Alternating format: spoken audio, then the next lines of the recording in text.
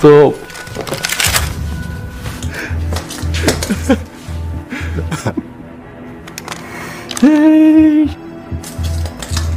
하지만 나 프로거든.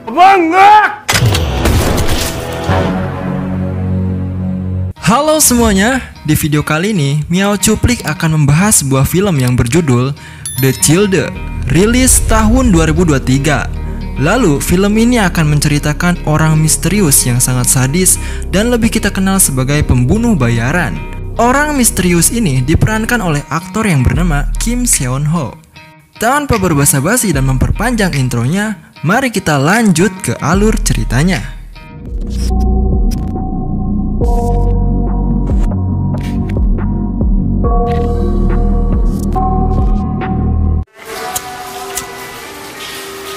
Di awal scene, kita akan diperlihatkan dua orang yang sedang menyandra seseorang di sebuah gudang. Karena cuaca yang pada saat itu turun hujan, mereka tidak sadar bahwa sandera itu sudah lepas dan langsung menyerang mereka.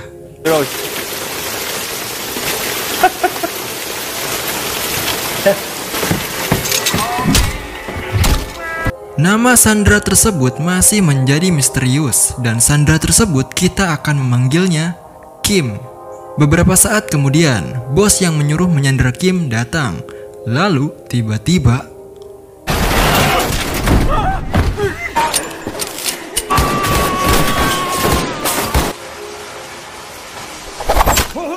ya, di sana Kim membunuh dua rekan si bos.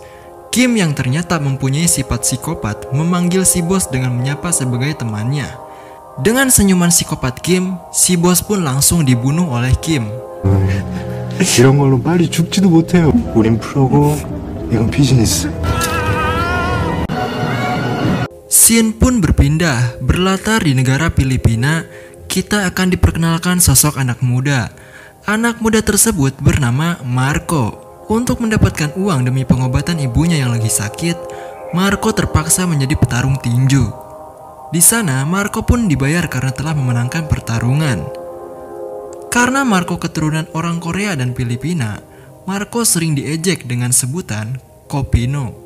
Marco yang hidup berdua bersama ibunya yang lagi sakit. Selama ini Marco tengah mencari ayah kandungnya yang berasal dari Korea. Marco pun sering ke panti asuhan Kopino untuk menanyakan keberadaan ayahnya yang di Korea kepada pengurus panti asuhan itu yang bernama Samsul. Di sana, Marco memberi uang kepada Samsul untuk mendapatkan informasi tentang ayah kandungnya di Korea. Karena ibunya Marco harus dioperasi dan membutuhkan banyak uang, jadi Marco memutuskan untuk mencari ayah kandungnya. Setelah dari panti asuhan, Marco pergi ke sebuah bar. Lalu di sana Marco bertemu dengan bule yang sok kenal. Setelah si bule basa-basi, tak lama si bule langsung menunjukkan niat aslinya. Si bule pun mengajak Marco maling di sebuah toko emas. Marco yang pada saat itu sangat membutuhkan dana untuk biaya operasi ibunya, Marco pun sedikit kemungkinan untuk menolaknya. Setelah Marco keluar dari bar, terlihat sosok pria misterius alias Kim tengah memantau Marco di dalam mobil. Alala ako sa anak ko na hindi pumapasok sa susunod na po. Malam hari pun tiba, di mana pada saat itu si bule tengah menginstruksi Marco untuk tugasnya mematikan saklar listrik. Dan untuk jaga-jaga, si bule pun memberikan senjata pistol kepada Marco. Kemudian, pada saat Marco akan melakukan aksi malingnya, tiba-tiba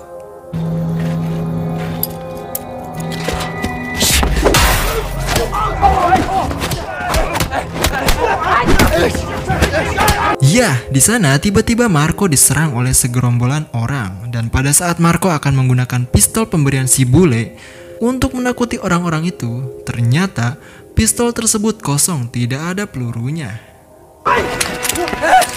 Get back, fucker!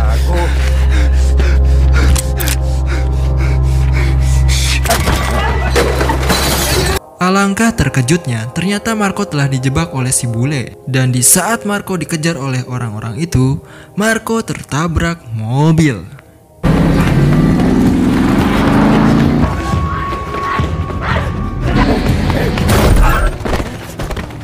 Marco yang tertabrak mobil alhasil berhasil selamat dari kejaran segerombolan orang yang menyerangnya.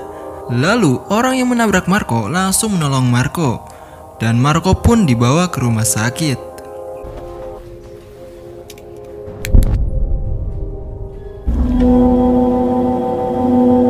Setelah Marco melakukan pemeriksaan, atas permintaan maaf, wanita tersebut memberi Marco sejumlah uang. Namun, beberapa saat wanita tersebut sempat memuji Marco dengan bahasa Koreanya yang lancar.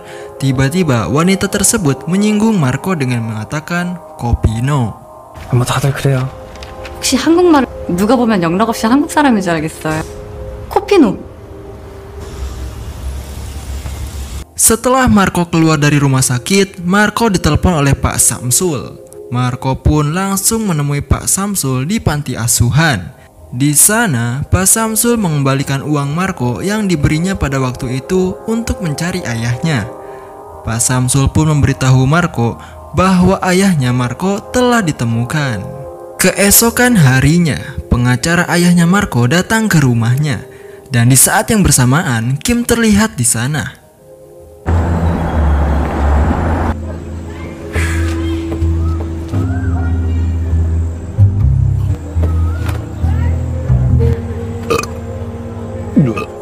Marco yang bertemu dengan pengacara ayahnya memberitahu Marco bahwa ayahnya yang sedang sakit parah. Di sana, Marco langsung diajak berangkat ke Korea untuk menemui ayahnya dan juga untuk mendapatkan biaya operasi ibunya. Lalu, ibunya akan dirawat oleh orang suruhan ayahnya. Marco yang sudah di dalam pesawat dan akan pergi menemui ayahnya di Korea. Di sana, Kim tiba-tiba muncul di hadapan Marco. Marco pun kebingungan melihat tingkah Kim yang memanggil Marco sebagai temannya. Di sana, Kim memberitahu Marco bahwa ayahnya Marco ialah orang yang sangat kaya. 친구야. 근데 너 지금 한국 가자. 코피노 티낼 일 있어? What the fuck are you? 친구라니까 친구. Marco yang sudah sampai di Korea pada saat di perjalanan menuju rumah yang diduga sebagai ayah kandungnya Marco. Di sana terlihat ada mobil yang mengikuti Marco. Dan ternyata di dalam mobil tersebut adalah Kim. Dengan senyuman psikopat khasnya, tanpa lama Kim pun menembak pengacara dan orang suruhan ayahnya Marco.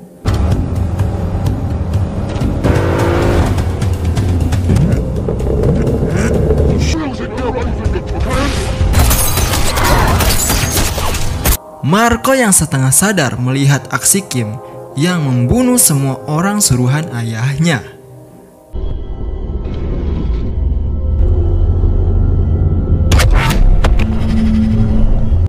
Setelah Marco sadarkan diri, Marco langsung dihadang oleh Kim.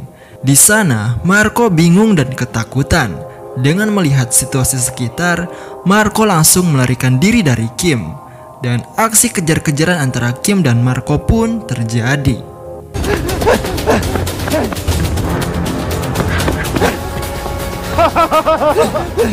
Dikarenakan hujan, akhirnya Marco berhasil melarikan diri dari Kim.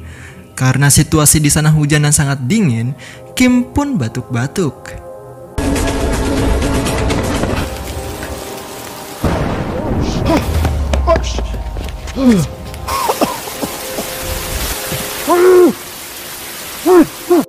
Scene pun berpindah, memperlihatkan sosok kakak Marco yang bernama Han.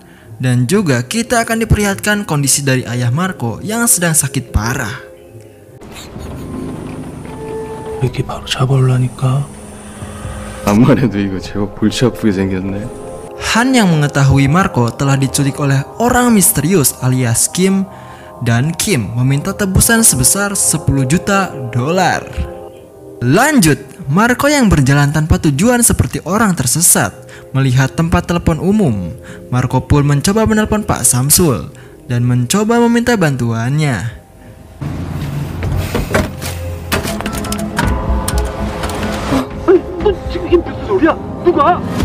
저 마르코입니다. Namun tak selang beberapa lama, Kim muncul dan Marco harus melarikan diri lagi dari Kim.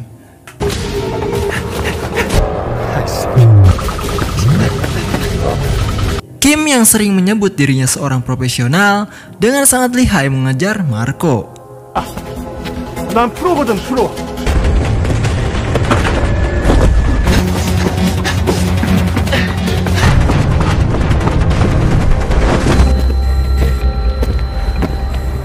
Karena Marco berlatar seorang petinju, Kim berhasil dipukul oleh Marco dan Marco pun langsung lari dari sana. 글쎄 그만하자고. 죽여버리는 수가 있어. 그렇다고 손까지 들 필요는 없고. Setelah cukup lama berlari dikejar Kim, Marco pun masuk ke dalam mobil seseorang dan berhasil melarikan diri dari Kim. Marco yang berhasil melarikan diri dari Kim, ternyata Marco dibantu oleh wanita yang dulu pernah menabraknya. Wanita itu pun memberitahu Marco bahwa dirinya telah menjadi incaran pembunuh bayaran. Pada saat di perjalanan, di sana Han bertemu dengan Marco. Han pun langsung mengejarnya. Dan ternyata kakaknya Marco mengenal wanita tersebut. 어? 뭐가? 난 그냥 야, 넌 지금 나랑 뭐 하자는 거야? Di saat yang bersamaan, Kim muncul dan langsung mengejar Marco. Namun pada saat Kim sudah dekat dengan Marco, tiba-tiba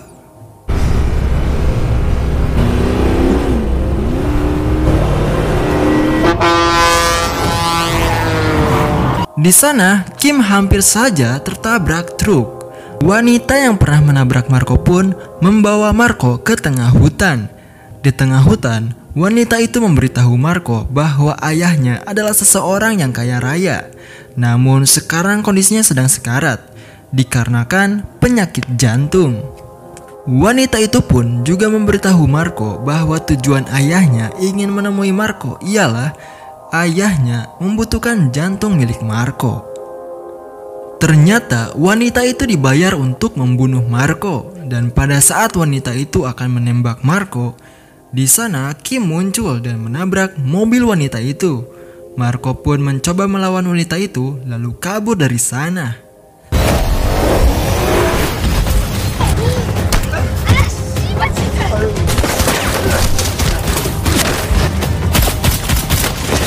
Setelah Marco berhasil kabur dari wanita itu, Kim membunuh wanita itu dengan pistolnya.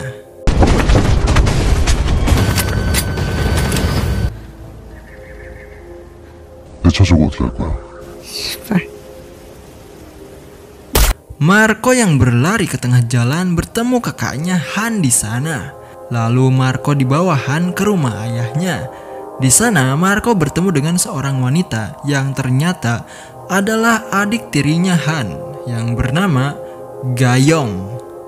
Ternyata selama ini Gayonglah yang membayar wanita di hutan tadi untuk membunuh Marco. Karena wanita tadi gagal, Gayong berencana akan membunuh Marco sendiri. Scene pun memperlihatkan Kim melihat situasi di rumah ayahnya Marco. Marco yang sedih melihat ayahnya terbaring sekarat, kakaknya Han malah mengajak selfie Marco. 이게 처음이자 마지막일 텐데 사진 한번 막자 기념사. Setelah itu, Marco langsung dieksekusi untuk dioperasi lalu akan diambil jantungnya. Marco yang sudah tak sadarkan diri, tiba-tiba pada saat Marco akan dioperasi, salah satu orang di sana membunuh dokter yang akan mengoperasi Marco.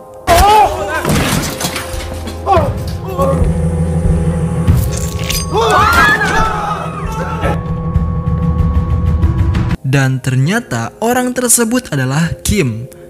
Kim pun langsung membantu Marco. Karena terjadi kekacauan di sana, para penjaga rumah ayahnya Marco langsung mengepung Kim. Dipimpin oleh kakaknya Marco alias Han, di sana ternyata Kim meminta tebusan sebesar $10 juta kepada Han kakaknya Marco untuk menukarkan jantung Marco sebagai gantinya. 뿌리는 거냐? 당연하지. 오늘 아침 환율 기준으로 100...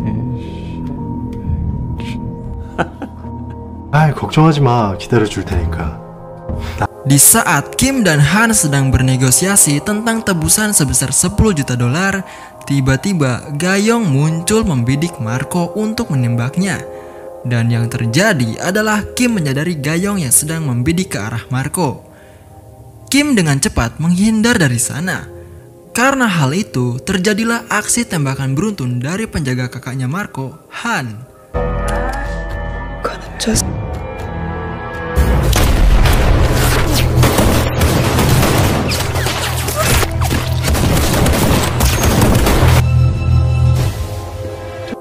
yang tertembak di bagian pahanya tengah kesakitan. Tak hanya itu, karena terjadi aksi tembakan beruntun tadi, ternyata salah satu peluru mengenai ayah Marco. Kim yang mempunyai ide, dikarenakan Han belum mengetahui kondisi ayahnya yang tertembak, Kim berencana memanfaatkan keadaan tersebut untuk mendapatkan uang 10 juta dolarnya kepada Han. 어쩔래? 덕분에 별로 시간이 없. 이발 여기다 총질한 건 니들이다 내가 아니야. 지금 당장. 됐냐 이 그. Setelah akhirnya Kim mendapatkan uang 10 juta dolarnya dari Han, Kim menyerahkan Marco kepada Han. Dan pada saat Kim akan pergi dari sana, Han malah menodongkan senjata kepada Kim. Kim yang sering bilang bahwa dirinya adalah seorang profesional, di saat itu juga Kim membantai semua para penjaga Han. 얘기하지만 나 프로거든.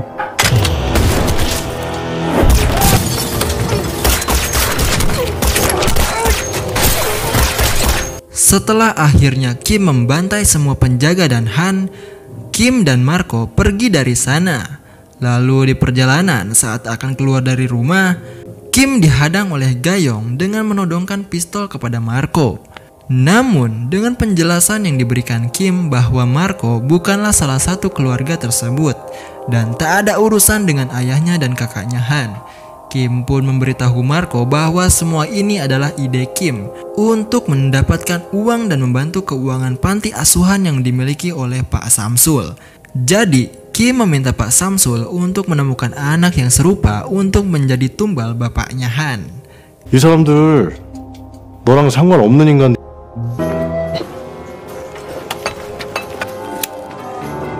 뭐? 적당한 애로 하나 골라달라면 쟤들은 어떻게 할 거예요? 우리 태촌 뒷골목 누비가 싶고. Setelah semuanya dijelaskan oleh Kim kepada Marco dan Gayong, Gayong pun berhenti menghadang Kim dan Marco. Kim dan Marco pun pergi dari sana. Lalu film pun selesai. Yo, terima kasih yang telah menonton alur cerita film kali ini. Sampai di sini dulu video kali ini. Jangan lupa tinggalin like, comment, and subscribe-nya. Aktifin tombol loncengnya juga. Sampai jumpa di video selanjutnya. Bye.